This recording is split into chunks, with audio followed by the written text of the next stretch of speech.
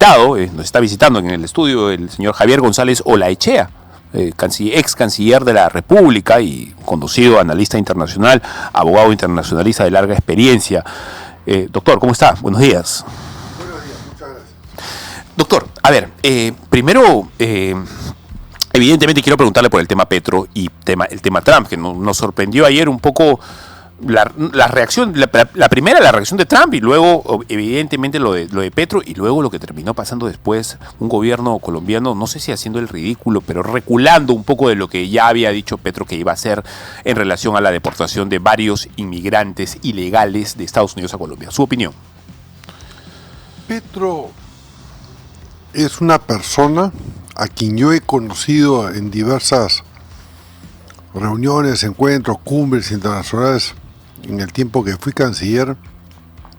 Es un hombre imprevisible, es irascible, abiertamente mentiroso y, conforme lo entienden la mayoría de los colombianos, es incapaz de gestionar bien la cosa pública.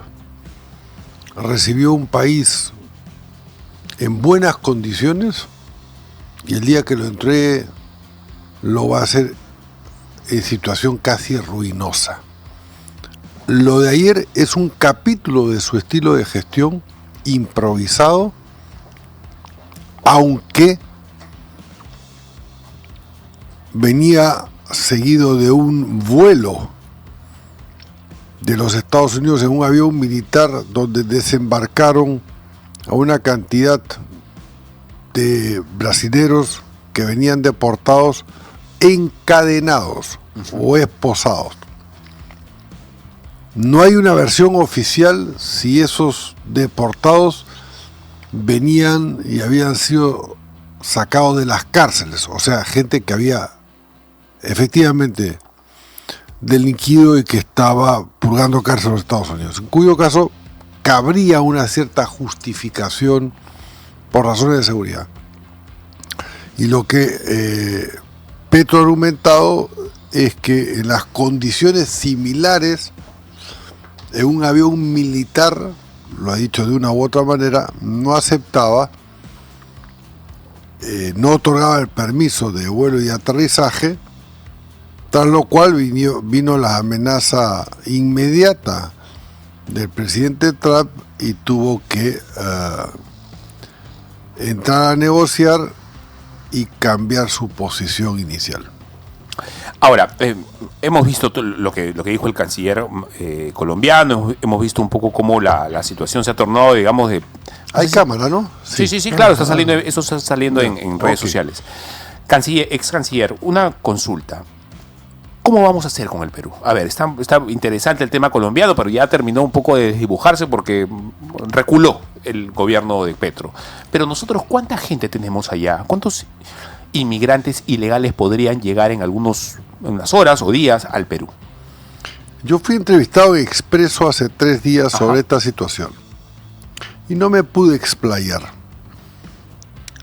Las órdenes ejecutivas, ¿sí?, así las llaman, que han sido suscritas, firmadas por el presidente Trump, abarcan una gama muy amplia de restricciones en el marco de lo que ellos llaman una nueva política migratoria y una nueva política de seguridad, con énfasis en la frontera sur con México.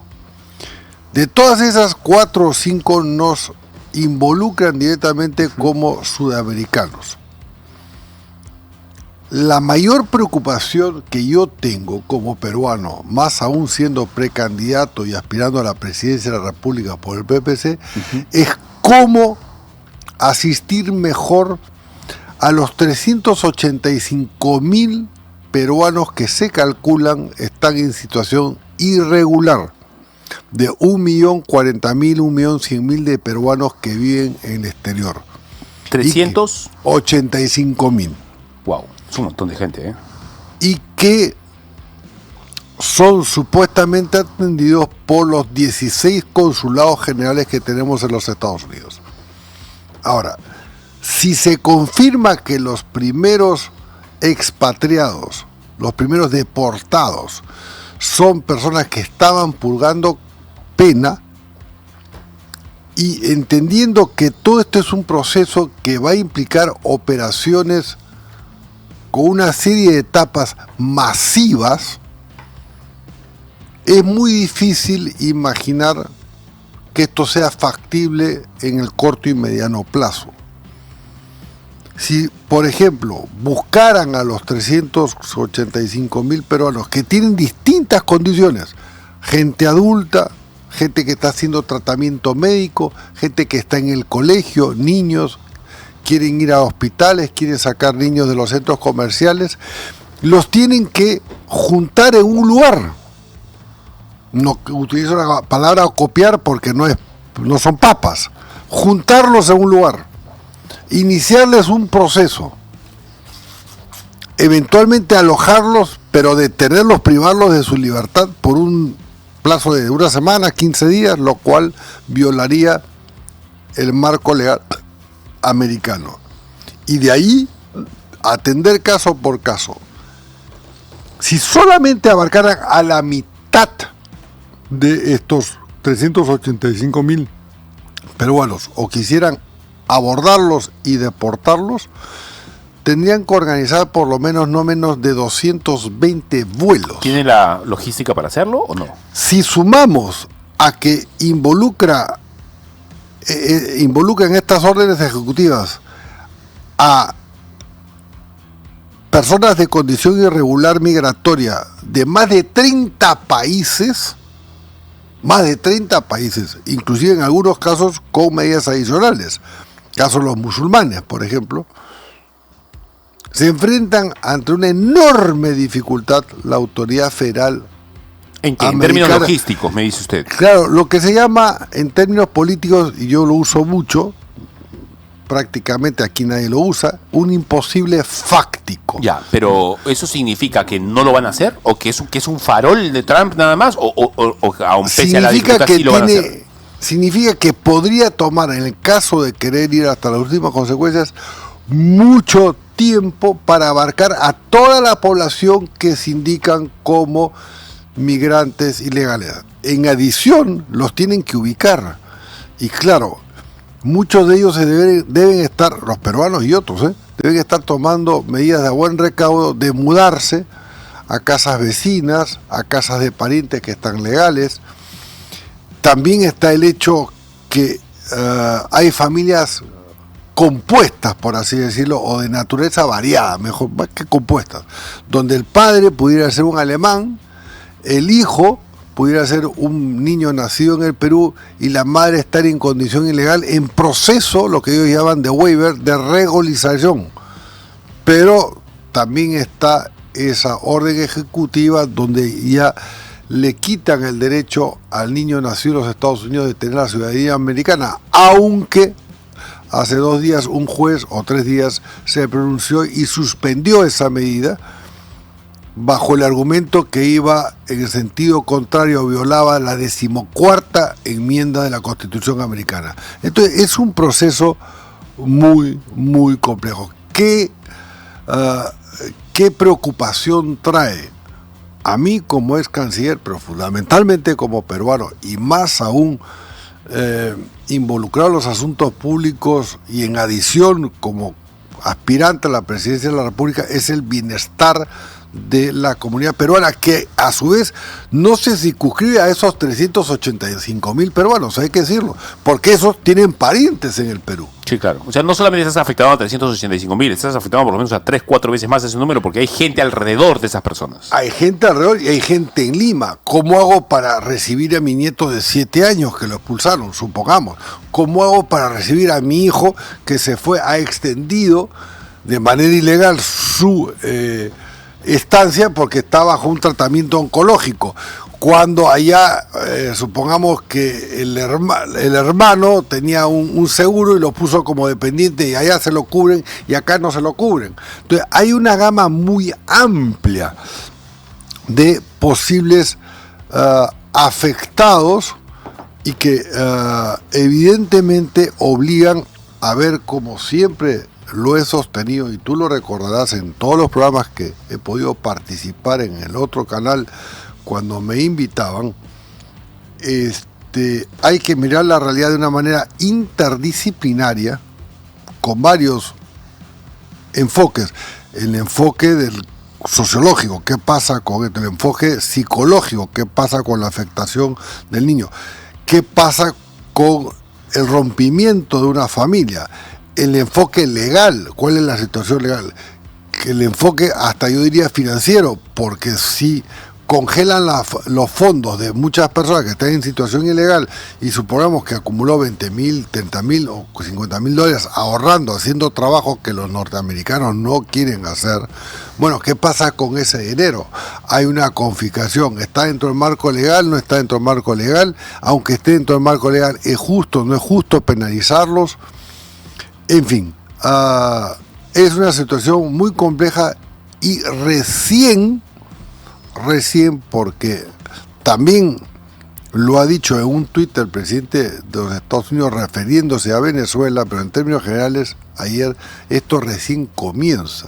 Entonces, ¿qué es lo que nos toca hacer a un país como nosotros? A ver, bajar la cabeza. No. Decir, bueno, ya, que vengan, ¿no? No se trata de bajar o no en la cabeza, se trata de decir, no van a poder exportar, mejor dicho, deportar a todos en un tiempo corto. Yo he sugerido de forma inmediata que el gobierno debería tomar al menos 3 medidas. En primer lugar, dotar de fondos extraordinarios y suficientes a la Cancillería. Segunda medida, para contratar servicios legales y no legales, primero para dotar de más personal a los consulados generales y administrativo y personal diplomático especializado. Eso significa una reasignación y quitarle personal a otras áreas porque nosotros tenemos una Cancillería subrepresentada. Poquita gente. 700 diplomáticos cuando deberíamos tener, por la importancia de las delegaciones que tenemos en el exterior. Yo me había puesto la ambición, claro, hay una sola vía de ingreso, que es la Academia Diplomática, duplicarlo, que el país lo duplicara con un programa en 6 años, 8 años. Así como se dice que sobra gente en otras partes del Estado, bueno, no hay más de 700 diplomáticos. Para un país que tiene 33 millones... Ya, pero tienes que formarlo, pues. O sea, no es que vas a agarrar diplomáticos de la calle, tiene que haber gente formada. Tienen que entrar más gente. Tienes que promover que la gente estudie para ser diplomático. Que entre mucho, ampliar el cupo de la Academia Diplomática, que entran 30, 25 personas a 60, 70, y entonces esto verlo como un proceso. Pero también puedes contratar servicios, lo que se llama servicios asimilados. Entonces los destacas. Servicios legales, servicios para trámites migratorios, servicios para tratamientos de urgencia social. ¿Qué pasa con las personas que ven afectados estas separaciones de familia? Contratarlos allá y evidentemente esto significa un esfuerzo, un plan de emergencia que yo creo que la Cancillería debería estructurar lo antes posible. La Cancillería tiene gente muy capaz, muy competente, y priorizarla en la política exterior inmediata. No se puede desconocer y decir, bueno, tocaron la puerta de mi vecino y la mía no me la van a tocar. Lamentablemente ha habido un pequeño cosas que pasan todos los días. El ex canciller hubiese estado con nosotros mucho más tiempo, pero a mí me gustaría invitarlo luego, en breve, para hablar un poco de la idea que tiene usted para asumir la presidencia, si es que la gente vota por usted, porque usted va a ser candidato a la presidencia, o por lo menos ya es precandidato. Espero, y yo lo que voy a hacer, porque quiero cambiar la forma de hacer política, es explicar claramente cuál es la propuesta del partido, pero que yo voy a encarnar e influir en la propuesta, para recibir un mandato específico, procurando el cambio radical y ejecutarlo. Porque claro, la fragmentación de la población en tantos candidatos y encuestas que aparecen, desaparecen, unos arriba, otros abajo, en unas aparecemos, en otras no, eso le va a causar un enorme daño al país.